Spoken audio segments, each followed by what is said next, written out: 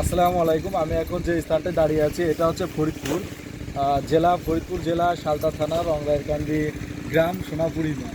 এই যে জমিটা দেখতে পাচ্ছেন, এই জমিটা হচ্ছে ঘাসের জমি। এখন আমি এই ঘাসের যে মালিক তার সাথে আমি কথা বলবো। মামা কেমন আছেন? আলহামদুলিল্লাহ ভালো আছি। আচ্ছা মামা, এই যে কতটুক জমিতে আপনি ঘাস চাষ করছেন? এটা 20 শতক। 20 শতকে না? মোট কত শতকে আপনি ঘাস চাষ করছেন? ওটা ছিল 52 শতকে। 52 শতকে না? আচ্ছা, আপনি গরু কি লালন পালন করেন নাকি না ঘাস বিক্রি করার জন্য? আমার গরুর লালন পালন করে দেবো। ও, গরুর জন্য না? কয়টা গরু আছে? 6টা।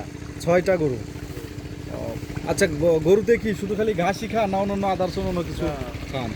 ঘাস, খড়, কুড়া, ভুসি, তারপরে তরল জাতীয় কিছু খাদ্য আছে, সেগুলো খাওয়ানো লাগে। তরল জাতীয় কিছু খাদ্য আছে সেগুলো খান না?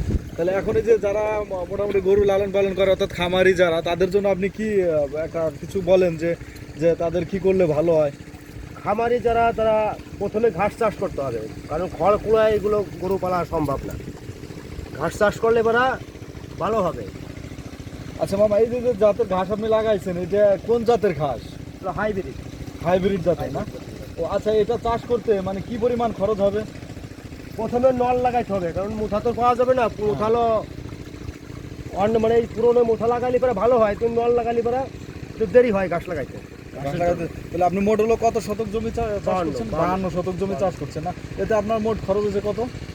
এই ঘাসে তো খরচ না, মানে প্রতি শেষে সার মার দেওয়া লাগে, এই জন্য খরচ, তাতে কোনো খরচ নেই। প্রথম খালি একটু প্রাথমিক পর্যায়ে লাগাই রাখেন, তারপরে আস্তে আস্তে করে ওই যে পানি দানি এরপর সার দেন না?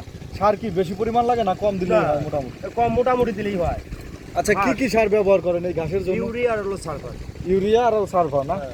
আচ্ছা, আমি এতক্ষণ কথা বললাম যে ঘাস লাগিয়েছে তার সাথে কথা বললাম, ঘাসের মালিক তার সাথে কথা বললাম, যারা খামারি করেন বিশেষ করে গরুর খামারি, তাদের জন্য এই যে ঘাস আছে হাইব্রিড ঘাস, এই ঘাসটা খুবই প্রয়োজন এবং তারা গরু লালন পালন করলে তাদের এই ঘাসে মোটামুটি তাদের যে গরু যে খাবারের চাহিদাটা সেটা মিটে যাবে। শুধু খালি ঘাসে না, এবং খড় আছে, ভুসি আছে। মামা 6টি গরু লালন পালন করেন, তাদের এই যে এইসব খাদ্য খান। এই যে বিস্তীর্ণ মাঠ দেখছেন, পুরো মাঠটায়, এই মাঠটায় হচ্ছে হলো পেঁয়াজের চাষ করা হয়ে থাকে, কিন্তু তার মধ্যেও যে একগুচ্ছই যে ঘাস আছে রয়েছে, অল্প জমিতে ঘাস চাষ করেছে, দেখতে খুবই মাশাআল্লাহ অনেক সুন্দর দেখাচ্ছে।